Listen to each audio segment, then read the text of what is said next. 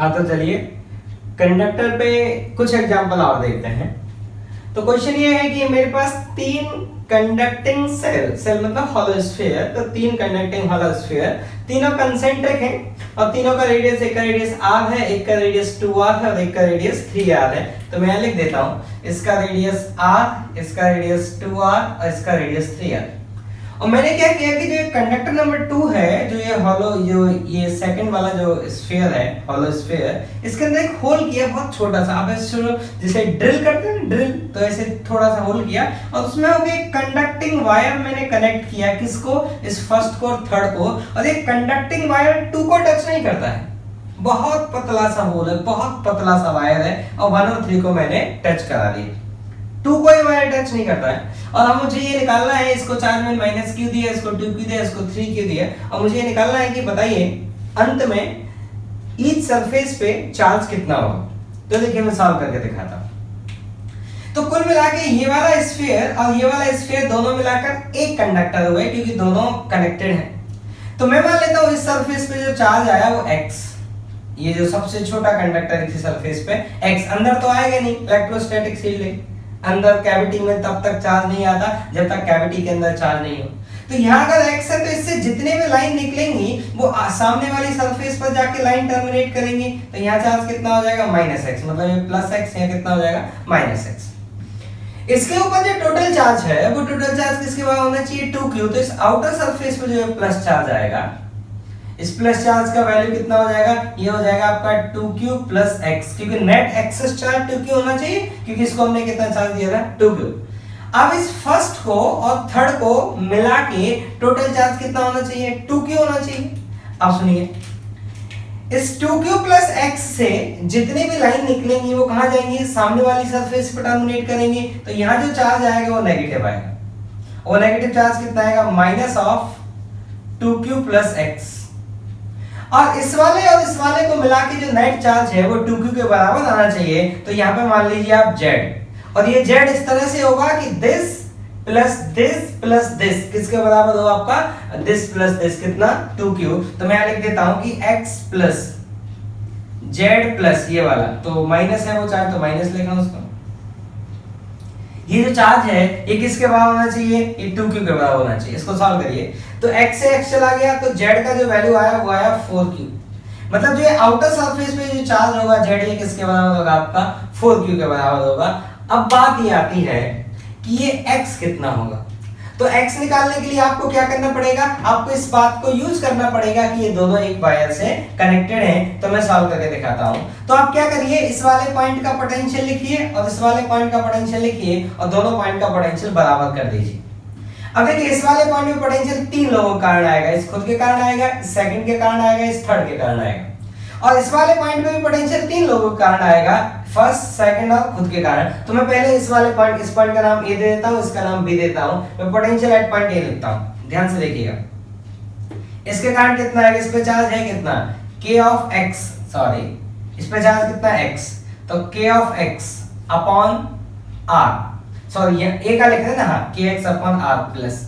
इसके कारण कितना आएगा? तो देखिए इस पे चार्ज की 2 लेयर है, एक कौन सी? -x वाली लेयर है और एक कौन सी है? 2q + x वाली लेयर है। -x वाली भी एक हॉलो स्फीयर बनाती है और 2q + x वाली भी एक हॉलो स्फीयर बनाती है। तो आप इन दोनों लेयर के कारण यहाँ पे लिखिए, तो k ऑफ -x अपॉन, इसके कारण अंदर पोटेंशियल कितना होगा? जितना इसके सरफेस पे होगा।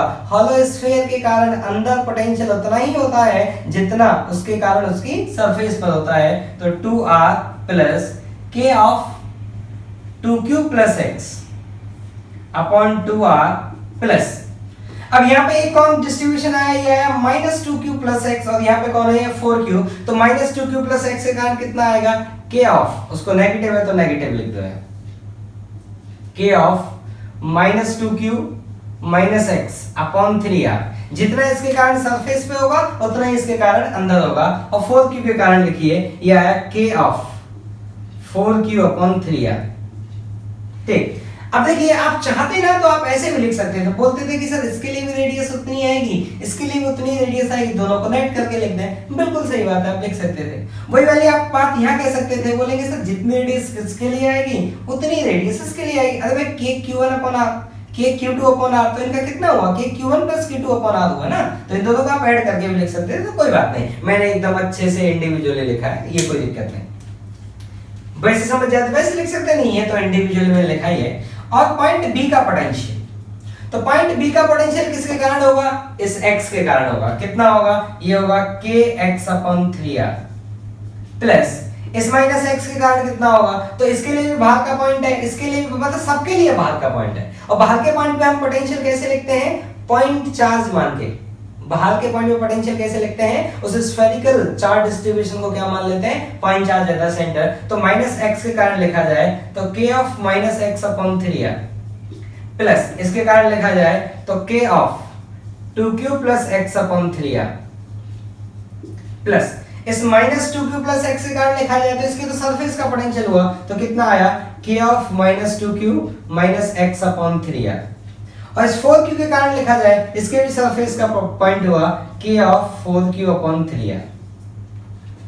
अब देखिए इन दोनों पोटेंशियल को बराबर होना पड़ेगा। देखिए जब आप इन दोनों को बराबर लिखेंगे तो ये वाली टर्म आपस में कट जाएंगी। अरे इसको LHS लिखिए, इसको RHS लिखिए, तो ये वाली टर्म तो कट जाएंगी। तो आप चाहते तो इस वाली टर्म को नहीं भी लिखते तो भी काम चल जाता। क्यों आप ऐसे याद रखते कि इस वाले चार्ज डिस्ट्रीब्यूशन का पोटेंशियल जितना इस पॉइंट पे आएगा उतना इस पॉइंट पे आएगा, तो जब मैं पोटेंशियल डिफरेंस लिखूंगा तो पोटेंशियल डिफरेंस में इसका कोई रोल आएगा नहीं। क्यों?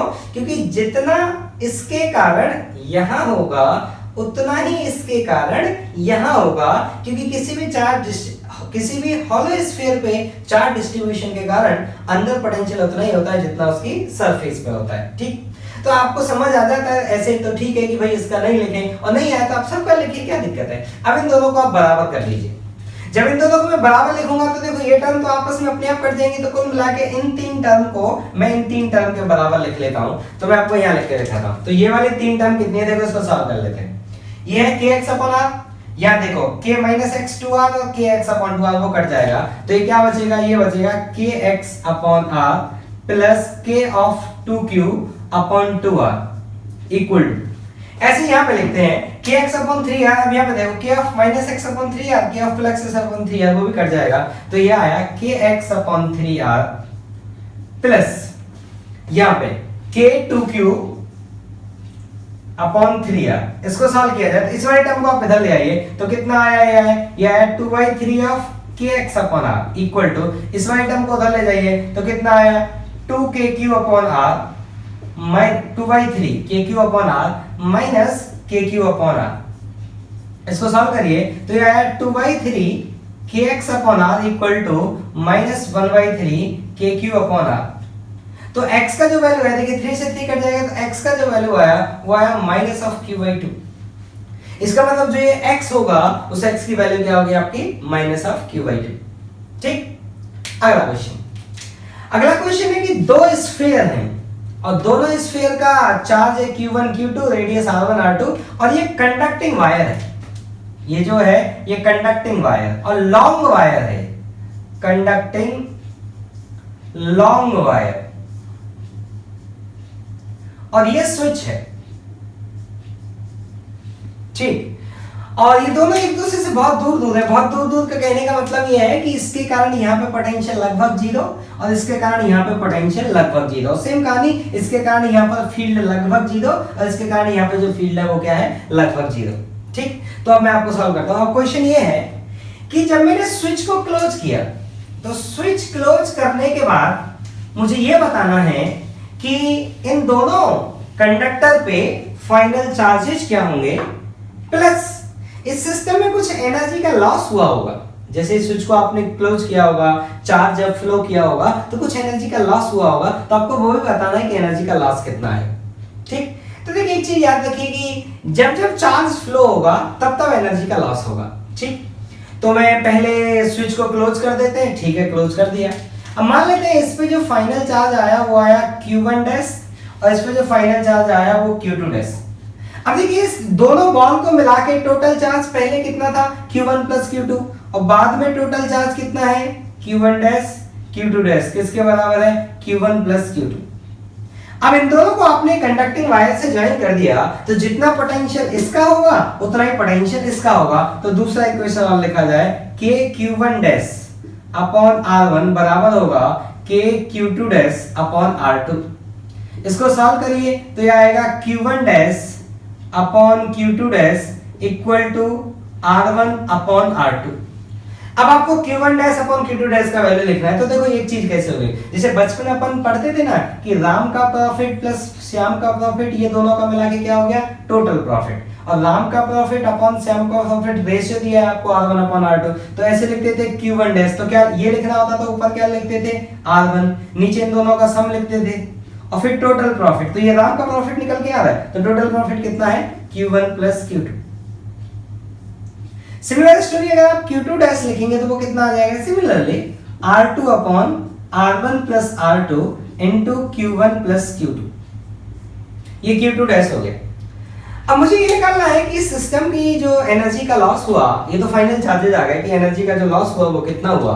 तो इस सिस्टम का इनिशियल एनर्जी लिख लो और फाइनल लिख लो, और इनिशियल में से फाइनल को सब्ट्रैक्ट कर दो। इनिशियल एनर्जी कितना था, ये था K Q1 square upon 2 R1 plus K Q2 square upon 2 R2, ये सिस्टम का इनिशियल एनर्जी था। अगर हम फाइनल एनर्जी की बात करें तो फाइनल एनर्जी कितना आएगा, तो ईच स्फीयर का फाइनल एनर्जी लिखते हैं, तो ये आया K Q1 डैश का स्क्वायर अपॉन 2 R1। तो Q1 डैश का स्क्वायर, तो Q1 डैश ये ना, इसका स्क्वायर करेंगे तो क्या आएगा, ये आएगा Q1 plus Q2 upon R1 plus R2 का whole square into R1 square. देखो इसका स्क्वायर किया हमने, प्लस K Q2 डैश का स्क्वायर अपॉन 2 R2 में फाइनल एनर्जी लिखा हूं सिस्टम की। और आपको याद है हॉलो स्फीयर के कारण जो सेल्फ एनर्जी होती थी, जो सराउंडिंग मीडियम में जो स्टोर्ड एनर्जी होती थी, वो किसके बराबर होती थी, KQ स्क्वायर अपॉन 2R। तो वही तो फार्मूला है। अब चार्ज का एक्सप्रेशन थोड़ा लेंथी है तो लेंथी लिखना पड़ेगा। इसका स्क्वायर करेंगे तो क्या आएगा, ये आएगा Q1 plus Q2 upon R1 plus R2 का स्क्वायर इनटू R2 का स्क्वायर। तो अगर टोटल एनर्जी का वैल्यू लिखा जाए तो टोटल एनर्जी फाइनल जो आया, यू फाइनल, वो आया आपका K Q1 प्लस Q2 का whole square upon R1 plus R2 का होल स्क्वायर और 2, और यहाँ क्या बचेगा, देखिए यहाँ बचेगा R1 स्क्वायर और नीचे कौन आएगा R1, तो यहाँ क्या बचेगा R1 प्लस यहाँ कौन बचेगा R2 स्क्वायर, नीचे कौन आएगा R2, बाकी कॉमन चला गया ना सर। तो R1 प्लस R2 से R1 प्लस R2 कट जाएगा, तो जो फाइनल एनर्जी आया वो आया K Q1 प्लस Q2 का whole square upon 2 R1 plus R2। अब आपको निकालना है लॉस, तो लॉस निकालने का क्या तरीका है, you initial minus you final. एक बार कैलकुलेशन आप चेक कर सकते हैं, K बाहर आया था, ये पूरा स्क्वायर बाहर आया था, ठीक है, और 2 बाहर आया था, बिल्कुल ठीक। तो अगर आपको निकालना है कितना लॉस हुआ, तो you initial minus you final. अब आप सब्ट्रैक्ट कर लें, सब्ट्रैक्ट मैं नहीं करूंगा, ठीक। तो यहां से आपको ये मिल जाएगा कि चार्ज फ्लो होने के कारण इस सिस्टम की एनर्जी का कितना लॉस हुआ। नेक्स्ट क्वेश्चन ये है कि एक यूनिफॉर्म इलेक्ट्रिक फील्ड है E और दो कंडक्टिंग वॉल है, उनका रेडियस है स्मॉल r और एक कंडक्टिंग रॉड से कनेक्टेड है, और जो लेंथ है रॉड का वो बहुत ज्यादा है इस r के कंपैरिजन में। तो ये L बहुत ज्यादा है r के कंपैरिजन में, दोनों आइडेंटिकल कंडक्टिंग वॉल है और यूनिफॉर्म इलेक्ट्रिक फील्ड है। आपको ये बताना है कि जो दोनों बॉल है उन पे इंड्यूस चार्ज कितना है, ठीक। तो देखिए मैं आपको लिख के दिखा था, इस पे इंड्यूस चार्ज जो आएगा वो आएगा माइनस, यहाँ आएगा लेट्स से माइनस Q, और इस पे क्या आएगा आपका प्लस Q, और हमें इस Q का वैल्यू निकालना है क्योंकि ये कंडक्टिंग है ना, तो माइनस यहाँ आ गया होगा, प्लस इधर चला गया होगा। आप ऐसे सोचो ना, इलेक्ट्रिक फील्ड ने इलेक्ट्रॉन पे फोर्स इधर लगाया होगा, तो इलेक्ट्रॉन इधर आके इकट्ठे हो गए होंगे, तो वहां कौन बचेगा, प्लस चार्ज। और नेट चार्ज 0 है, तो जितना यहाँ माइनस होगा उतना यहाँ प्लस होगा। क्यों, क्योंकि बॉल पे पहले कोई चार्ज नहीं था, ये सिस्टम पहले न्यूट्रल था, ठीक। तो अभी भी न्यूट्रल रहेगा क्योंकि चार्ज हमने दिया नहीं है। तो इंडक्शन से क्या होता है, एक साइड माइनस इकट्ठा हो जाता है, एक साइड प्लस रह जाता है, किसके कारण, इस इंड्यूस चार्जेस के कारण, इंडक्शन के कारण, ठीक। अब मुझे लिखना है कि इस चार्ज की वैल्यू क्या है। तो सुनो, इस इलेक्ट्रिक फील्ड के कारण मैं इधर से इधर जाऊंगा तो पोटेंशियल क्या होगा, मेरा घटेगा, और इनके सेल्फ चार्जेस के कारण मैं अगर यहां से यहां तक जाऊंगा तो पोटेंशियल क्या होगा, बढ़ेगा। तो इलेक्ट्रिक फील्ड के कारण जितना पोटेंशियल घटेगा उतना सेल्फ चार्जेस के कारण पोटेंशियल बढ़ जाना चाहिए यहां से यहां तक जाने में। तो मेरा नेट पोटेंशियल डिफरेंस क्या रहेगा, 0, मतलब जितना पोटेंशियल इस पॉइंट का उतना ही पोटेंशियल इस पॉइंट का। कंडक्टिंग रॉड तो दोनों पॉइंट का पोटेंशियल क्या रहेगा, सेम। तो यहां से यहां तक पोटेंशियल डिफरेंस क्या आएगा, चेंज सेम आएगा। तो इस इलेक्ट्रिक फील्ड का पोटेंशियल घटेगा, कितना घटेगा, E into L। तो इलेक्ट्रिक फील्ड के कारण जितना पोटेंशियल घटा उतना इन सेल्फ चार्जेस के कारण बढ़ना चाहिए। तो इसका पोटेंशियल कितना है, KQ अपॉन R माइनस इसका कितना है, K of minus Q upon R। ठीक, तो this minus this, self charge के कारण इतना पोटेंशियल बढ़ा और इलेक्ट्रिक फील्ड के कारण इतना घटा। अब आप इसको सॉल्व कर लें तो E into L किसके बराबर आया, ये आया 2KQ upon small r। K की जगह लिख दिया जाए 1/4 पाई एप्सिलॉन नॉट, तो Q कितना आया 2 pi epsilon not into R। तो Q का जो वैल्यू आया वो आया 2 पाई एप्सिलॉन नॉट RL। ये कौन है आपका इंड्यूस चार्ज, इतना प्लस और इतना माइनस। ठीक है,